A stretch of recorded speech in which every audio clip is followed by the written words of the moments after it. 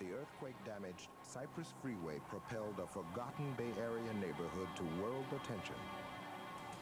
By the 1980s, West Oakland was a place most people passed by. But for almost 100 years, it was where they stopped. All tracks led to West Oakland. In the 1870s, hammers, nails, and hope converted a quiet pasture land into an energetic town almost overnight, after Oakland was declared the final link for America's first transcontinental railroad. Ideally located directly across the bay from the port city of San Francisco, West Oakland became a transportation hub, and for better or worse, transportation would mold and define it until the present day. In the wake of the freeway collapse, yet another change is coming, and with it, the end of an era. The new freeway will cut through these railroad yards, removing many remnants of the industry that once transformed and sustained West Oakland. The people, however, with their hopes and their memories remain. This is their story. We ate out of the garden because my father raised cabbage and he raised corn and everything, you know. We had Italians, Portuguese, Slavonians, Austrians. You could hear the trains blowing when they come in, especially one point, when they get to a certain point. You knew that train was on its way in, and everybody knew what, some people knew the number. Oh, here comes old number 17. This was the first point of arrival. It was the Plymouth Rock from the south.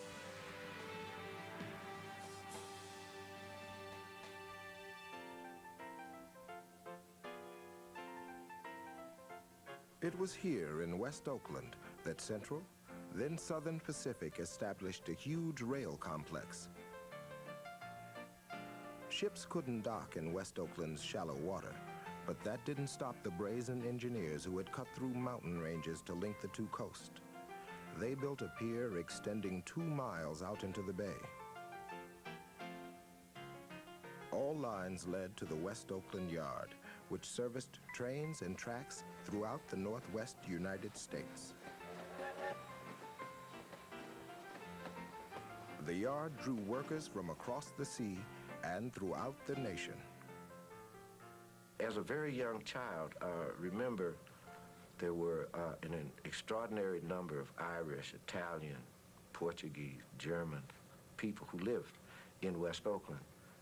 There was hardly a day that went by that we weren't conscious of our identity as Americans of Greek descent. It meant a lot to us.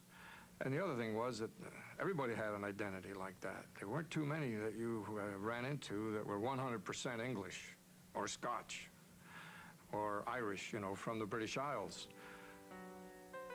Turn-of-the-century America opened its doors to a huge flood of European immigrants. Those who reached West Oakland rubbed shoulders in the crowded flatlands and staked their claim to the town the railroad built. Local canneries and shipbuilding sprang up, and together, the newcomers carved out a thriving working-class world of their own. But many were seeking something more, another kind of belonging. My mother and father went to night school, as did so many other immigrants. They were studying English for the specific purpose of learning to become American citizens through the naturalization process. My father used to go to the court on his day off when the court was open and watch the proceedings because he was getting ready to be examined. And there was this one fellow from Yugoslavia that my father used to talk about, who did very well on the federal level. And then the judge says, "Now I'm going to ask you something about state government." He says, "Okay." He said, "Who runs California?" He says, "Southern Pacific." And my father told that story many times after, and I asked him when he first told us, "Well, what did the judge do? Did the judge get upset?" He said, "Oh, the judge laughed along with the rest of us." For years, Southern Pacific dominated California's economy and its politics. Its reach extended throughout the state with a particularly firm grip on West Oakland. SP Railroad lines from across the West converged at the ornate 16th Street passenger station. SP tracks continued to the mole on West Oakland's pier, where streams of commuters and transcontinental travelers took the daily ferries to San Francisco. And along West Oakland streets, SP's red electric trains competed with the key system to carry local passengers. But SP provided more than transportation. It provided jobs, thousands of them. And in no place were the jobs more concentrated than on the stretch of land off 5th Street known to everyone as the SP Yards. And they had a lot of workers working in the roundhouse where the trains would come in and go around to get cleaned up and come out. They take them over a pit, and the mechanics who work in the pit are underneath. It's oily and watery and noisy, a very tough job. My dad's job was called a truckman. The truck is the bed of wheels on which the locomotive rests, and his job was to maintain that. Oh, I worked as a delivery boy. See, the SP Railroad is almost like a city. It has all these shops. They have a laundry, and they have a sheet metal shop. They have all these shops for maintenance of their own property. That's the building I lived behind. And then when these passenger trains would go by, we'd hear them coming, and we'd run out of the back door and jump on the fence. And the fence was so broken down and ready to fall over anyway. The momentum of the train going by, it was kind of back, and we get a swing with the fence. My father was a Pullman porter, and what they used to say, he ran on the road. That was the slang that they used. Black people who worked for the Brotherhood of Sleeping Car Porters was really sort of the astronauts, as it were, of the black community, because they were the ones that left the black community and ventured out into the broader world, and then came back to tell stories about who they saw, who they met, what they heard, what they learned. And my father was a part of that tradition.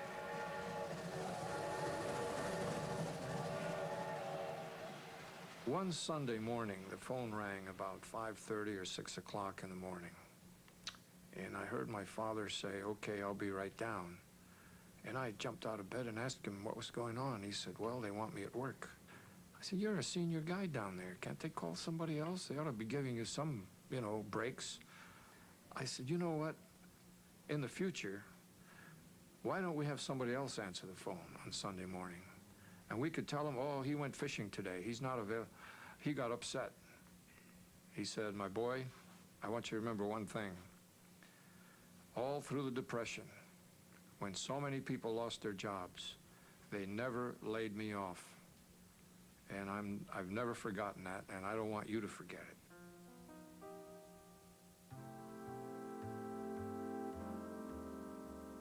When the Depression was coming, then they started getting all these layoffs. We'd get a cablegram from the main office saying, "We're going to abolish gang number 22. All the gangs had numbers. And I'd see this coming, and I'd say, I wonder where I'm going to end up on this deal. So then on Sunday when we played ball, the store department, they went to the ball games. So when the game was over, I went to the head storekeeper, and I said, "Mr. Concannon," I said, "you're going to lose a ball player." He says, "Who?" I said, "Me." "Why?" I said, "I got laid off at the B&B department." He said, "Hey, you're not getting laid off. You come and see me Monday morning." I went there Monday morning, and they gave me all my seniority back and everything, and I worked there for 46 years. So I got my job back through baseball. Most railroad workers clung to their jobs during the Depression, but one group put theirs on the line, the Pullman porters. Along with a small number of lawyers and doctors, the porters were West Oakland's black elite.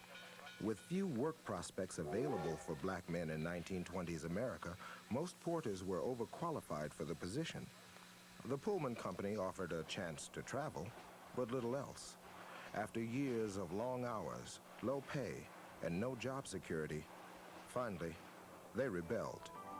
In 1925, the Brotherhood of Sleeping Car Porters began organizing for better working conditions and union recognition. They kept up the struggle for 12 years until 1937, when the Pullman Company admitted defeat. It was the first time a major American corporation had recognized an all-black union. The charismatic A. Philip Randolph led the charge. His vice president was West Oakland's own C.L. Dullums. I realized very early on that C.L. was a special person because whenever I would tell people my name, the first thing they would ask me, are you related to C.L. Dullums? He was a success model in my life. He was an immaculate dresser, smoked a pipe, he had a secretary, he had an office, the things that I saw in the movies, but none of my friends had such a person who was real and alive in their lives.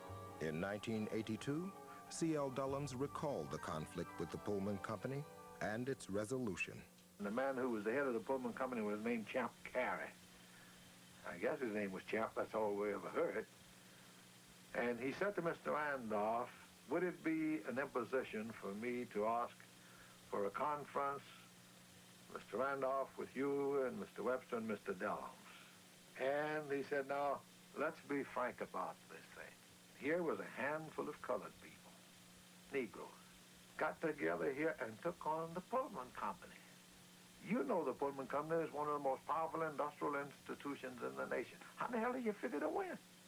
Well, Mr. Carey, we've thought about it a lot. We've talked about it a lot. We're not too certain ourselves how we won, he said. But I guess we could summarize it by saying dedication and integrity.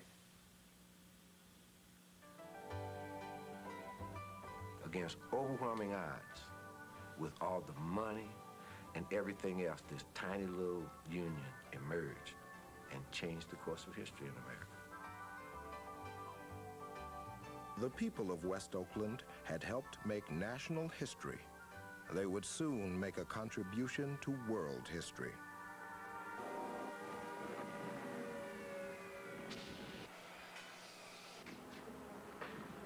And at that particular time, at the beginning of the war, they wanted brakemen, they wanted firemen, they wanted conductors, and they were running ads in the paper.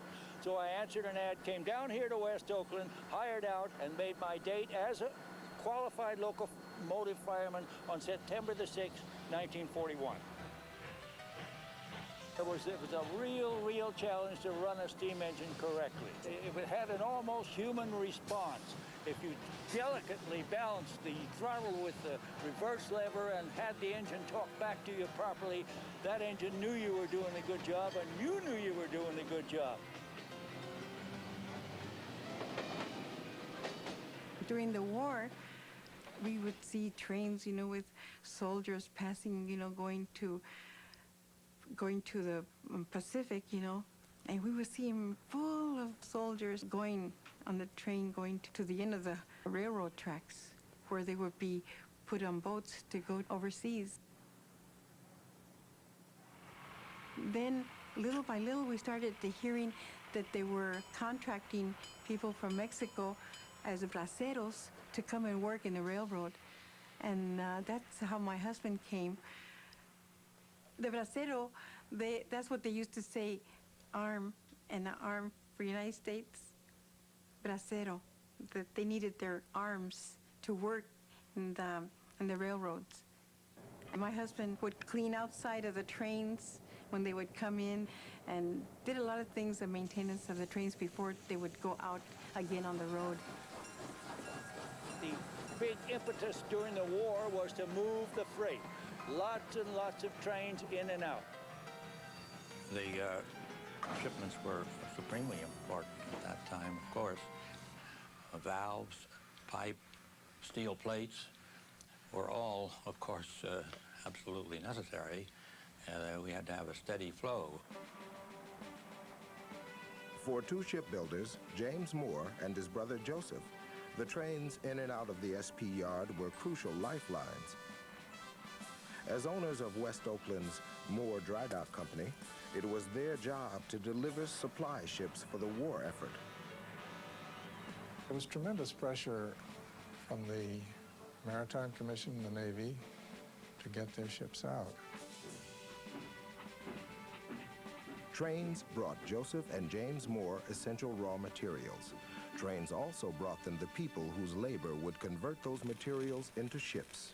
The trains would bring the porters from the south, and the porters would go back and tell them, California, that's the place to go. Tens of thousands, hundreds of thousands were drawn to the Bay Area because of the knowledge all over the country that there was a great deal of shipbuilding. The war changed everything.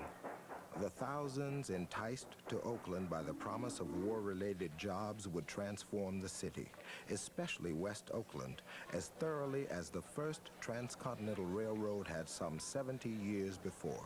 Working-class white ethnics who lived in West Oakland at the time began to move out, and West Oakland became the major port of entry for black people coming from the South into the Bay Area in search of new opportunities and jobs as a result of the war economy. And overnight, West Oakland literally, the face of West Oakland literally changed. I wasn't dumb enough to think the streets were lined with gold like they'd always told us about California. But for real, all we had seen of California was in the movies and in books and read about it in pictures and history and what have you. I was excited about it, but when I got here, my feathers dropped. I said, oh no, it was so drab and the weather was ugly. And I said, oh, I don't think I'm gonna like it here. But Tippy Alexander Jones and other women did like the work being offered, thanks to A. Philip Randolph, C.L. Dellums, and others. Their threat of a march on Washington had opened up federal defense industry jobs to black men in 1941, and women followed soon after. They were accepting men and women as well if you wanted to do that type of work. And there were a lot of women that went to welding school. Well, I was a welder. I learned to weld, and I went through their little training school, and I learned it well enough they made me a tacker. You have your helmet, and you have your welding rods in your hand, so you would have to maybe walk up second deck on a ship wherever they would send you to weld. It was hard. It was it was hard work, but once you got used to it, it came easy. I worked the graveyard shift. So when my job was finished, I would have to take my line out, wrap it back around my shoulders, lug it back downstairs, and go home. The neighborhood Tippy Alexander Jones came home to every morning had changed drastically since the outbreak of war. By the mid-1940s, African Americans were becoming the majority population in West Oakland. Many newcomers from the South brought with them beliefs about home and community they set about realizing in West Oakland's house-lined streets. To longtime residents, the newcomers seemed too aggressive, too ambitious, and too willing to challenge the way things were. Well, we were used to owning our property if you could. Everybody strived back home to own their own property, their own land, their own this. They knew the real value of it because that one time they didn't. Everything that you would need, grocery stores, blacks owned, had jobs, and they had places of employment and places to do, but there was commercial activity. Because I had this paper route down 7th Street, I can remember, although I can't remember every place, but I can remember how vibrant 7th Street was on both sides. I can remember little cleaners, you know, meat markets, grocery stores, liquor stores, furniture stores, you name it, you know, pharmacies. I can remember people walking down the street laughing and, you know, feeling good. Even though I was, quote, economically poor at the time, I didn't think of it. We didn't think of ourselves as being poor at all. You still thought you lived in a culturally rich environment because there was the security of so many people and you had success and role models adjacent to you.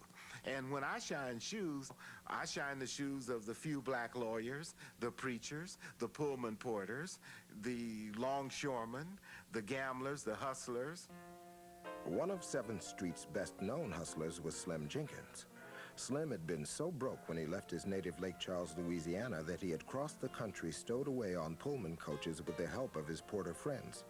But that didn't stop Slim from thinking he could start a business when he arrived in West Oakland. When Slim decided to put a supper club in, the Oakland police were so sure that Slim was going to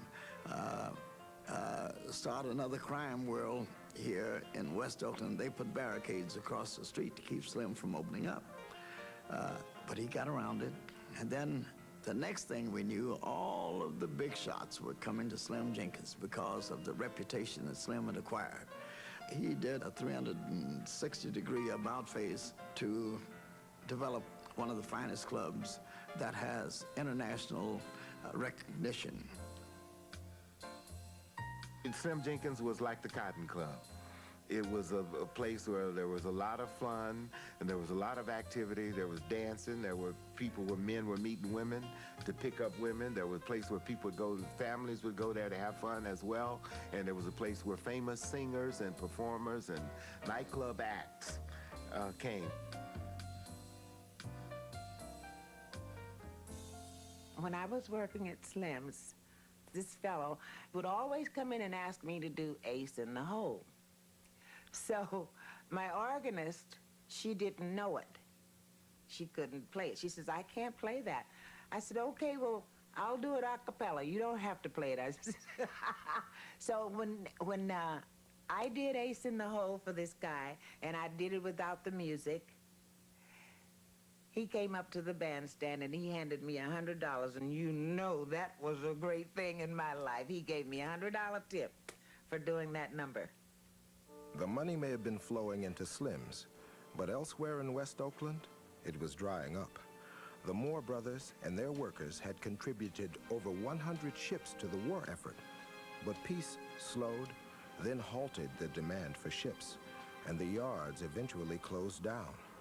One after another, factories abandoned West Oakland for the wide-open suburbs, and as post-war Americans began to fall in love with the automobile, their romance with the rails faded.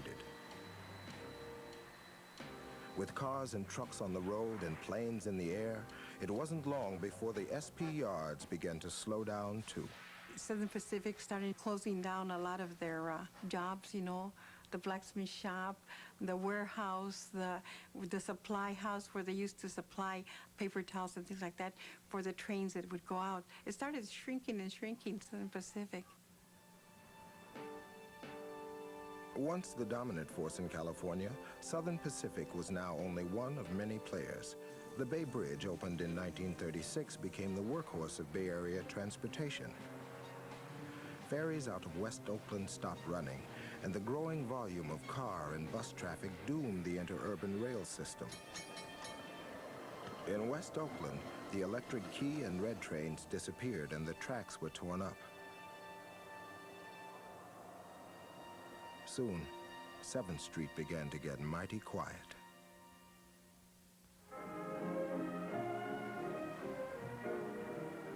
More and more and more cars. More on our roads than last year. And there'll be more next year. And the year after that, more and more cars will be built and more cars will be bought. It wasn't long before America started building highways at a feverish pace. In 1955, plans began for construction of a highway through West Oakland leading to the Bay Bridge. The Cypress would prove convenient for many throughout the region, but not for West Oakland. When the Cypress Freeway came in, this is the kind of housing that existed. Most of it looked like these Victorians. There were some cottages like the small one there, and there were some classic boxes. But most of them were like these Victorians, and there were some Queen Anne's. They came through and just wiped that housing out. The folks who lived on this side of the freeway sort of start thinking of themselves as, hey, you know, we're this part of West Oakland, and someone else is that part of West Oakland.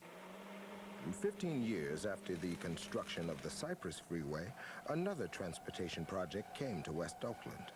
BART would help reduce the dominance of the automobile in the larger Bay Area, but in West Oakland, it would have a profoundly negative effect. The BART overpass killed 7th Street because they totally lost continuity. And from there, I think things deteriorated. Nobody wanted to go down there with that thing going right over their head all day long. No.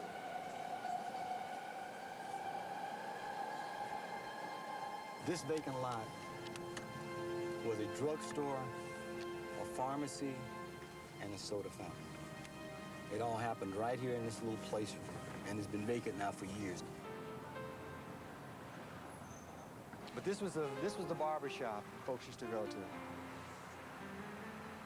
Why were you pointing out the tile? I mean, sort of like the tile is still there, and that's all that sort of remains, you know? I'm shaking my head, you know, because I get stuff like a flood of memories and stuff. This place used to look good. Damn. These houses have looked like this for like 5 years or more. But see, this is the stuff when I say people see problems and I see potential. It's like, I don't know who lives there. I know who lives here. But if it's a senior, then through some of the City of Oakland's rehabilitation programs, we should be able to go in and do something, you know, to fix up the house.